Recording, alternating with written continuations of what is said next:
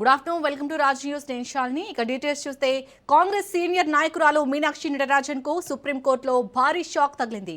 మధ్యప్రదేశ్ రాజ్యసభ ఎన్నికల్లో తమ నామినేషన్ తిరస్కరణను సవాల్ చేస్తూ ఆమె దాఖలు చేసిన పిటిషన్ ని సుప్రీంకోర్టు అత్యున్నత ధర్మాసనం కొట్టివేసింది. ఈ పిటిషన్ కు కనీస విచారణ అర్హత కూడా లేదని స్పష్టం చేసింది. రిటర్నింగ్ అధికారి తీసుకున్న నిర్ణయంలో తాము ఈ దశలో జోక్యం చేసుకోలేమని ధర్మాసనం స్పష్టం చేసింది. నామినేషన్ తిరస్కరణకు గురైతే కేంద్ర ఎన్నికల సంఘాన్ని ఆశ్రయించవచ్చని లేదా ఎన్నికల తర్వాత ఎలక్షన్ పిటిషన్ ద్వారా హైకోర్టులో సవాలు చేసుకోవచ్చని కోర్టు సూచించింది. విచారణ సందర్భంగా నామినేషన్ తిరస్కరణపై గతంలో న్యాయస్థానాలు ఇచ్చిన తీర్పులు ఏవైనా ఉంటే చూపించాలని మీనాక్షి తరపు న్యాయవాది అభిషేక్ మను సింఘ్వీని ధర్మాసనం కోరింది. అయితే కోర్టు జోక్యాన్ని నిరాకరిస్తూ పిటిషన్ను తోసిపుచ్చడంతో మధ్యప్రదేశ్ రాజ్యసభ బరి నుంచి కాంగ్రెస్ పూర్తిగా తప్పుకోవాల్సి వచ్చింది. जानकारी देनी है। पैन और आयकर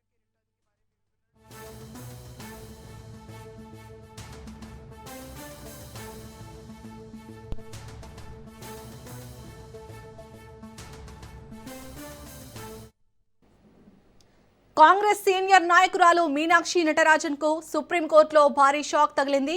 మధ్యప్రదేశ్ రాజ్యసభ ఎన్నికల్లో తన నామినేషన్ తిరస్కరణను సవాల్ చేస్తూ ఆమె దాఖలు చేసిన పిటిషన్ ని సుప్రీంకోర్టు అత్యున్నత ధర్మాసనం కొట్టివేసింది. ఈ పిటిషన్ కు కనీస విచారణ అర్హత కూడా లేదని స్పష్టం చేసింది. రిటర్నింగ్ అధికారి తీసుకున్న నిర్ణయంలో తాము ఈ దశలో జోక్యం చేసుకోలేమని ధర్మాసనం స్పష్టం చేసింది. నామినేషన్ తిరస్కరణకు గురైతే కేంద్ర ఎన్నికల సంఘాన్ని ఆశ్రయించవచ్చని లేదా ఎన్నికల తర్వాత ఎలక్షన్ పిటిషన్ ద్వారా హైకోర్టులో సవాల్ వేసుకోవచ్చని కోర్టు సూచించింది. విచారణ సందర్భంగా నామినేషన్ తిరస్కరణపై గతంలో న్యాయస్థానాలు ఇచ్చిన తీర్పులు ఏవైనా ఉంటే చూపించాలని మీనాక్షి తరపు న్యాయవాది అభిషేక్ మను సింఘ్వీని ధర్మాసనం కోరింది. అయితే కోర్టు జోక్యాన్ని నిరాకరిస్తూ పిటిషన్ను తోసిపుచ్చడంతో మధ్యప్రదేశ్ రాజ్యసభ బరి నుంచి కాంగ్రెస్ పూర్తిగా తప్పుకోవాల్సి వచ్చింది.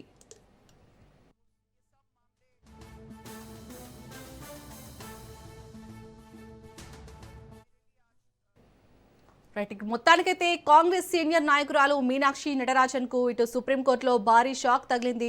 దీనిపై మరిన్ని డీటెయిల్స్ ని మా ప్రతినిధి పవన్ అందిస్తారు. పవన్, అసలు మీనాక్షి నటరాజన్ పిటిషన్ ని సుప్రీంకోర్టు ఎందుకు కొట్టివేయాల్సి వచ్చింది? సుప్రీంకోర్టులో ఎలాంటి వాదోపవాదాలు జరిగాయి? డీటెయిల్స్ ఏంటి?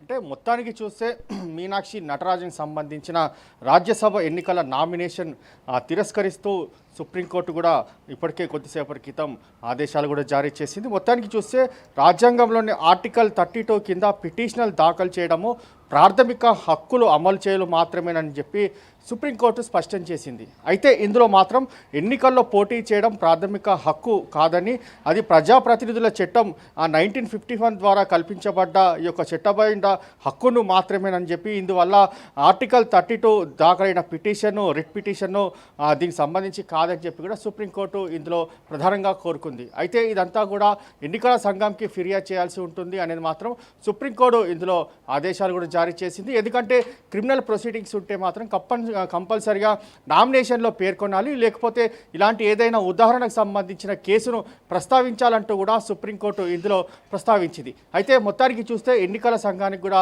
ఫిర్యాదు చేయాలని చెప్పి కూడా చాలా క్లియర్ కట్గా సుప్రీంకోర్టు ఆదేశాలు జారీ చేసింది. ఎందుకంటే హైదరాబాద్కు సంబంధించిన నాంపల్లి కోర్టులో ఇందులో ప్రతివాదిగా చేర్చిన మీనాక్షి నటరాజన్ సంబంధించిన కేసును అంటే ఈ యొక్క నామినేషన్లో ఎక్కడ కూడా దాఖలు చేయకపోవడంతోనే ఈ యొక్క పిటిషన్ కూడా తిరస్కరించింది. అయితే ఎందుకు దాఖలు చేయలేదు అనే దానిపైన కూడా ప్రధానంగా సుప్రీంకోర్టు కూడా ప్రశ్నించింది. అందుకోసమే ఎన్నికల సంఘాన్ని కూడా ఆశ్రయించాలి, అయితే ఇందులో మాత్రం తాము జోక్యం చేసుకోలేమని చెప్పి కూడా సుప్రీంకోర్టు ఇందులో చాలా క్లియర్గా డైరెక్షన్ కూడా జారీ చేసింది. మొత్తానికి చూస్తే దీనికి సంబంధించి మరోవైపు లీగల్గా ఏ విధంగా ముందుకు వెళ్తారనే దానిపైన కూడా మనం వేచి చూడాల్సిన పరిస్థితి కనిపిస్తుంది. ఎందుకంటే సుప్రీంకోర్టులో ఈ యొక్క పిటిషన్ పైన చాలాసేపు కూడా వాదనలు కొనసాగిన నేపథ్యంలోనే సుప్రీంకోర్టు ఈ యొక్క ఉత్తర్వులు జారీ చేసింది. మొత్తానికి ఈ యొక్క పిటిషన్ మాత్రము తిరస్కరించింది. ఏదైనా ఉంటే ఎన్నికల సంఘాన్ని ఆశ్రయించాలి, అక్కడే దీనికి సంబంధించి కూడా పూర్తిగా దీనికి సంబంధించి కూడా తేల్చుకోవాలని కూడా చెప్పింది. మరోవైపు ఇలాంటి ఉదాహరణ ఏదైనా ఉంటే మాత్రం తమ ముందుకు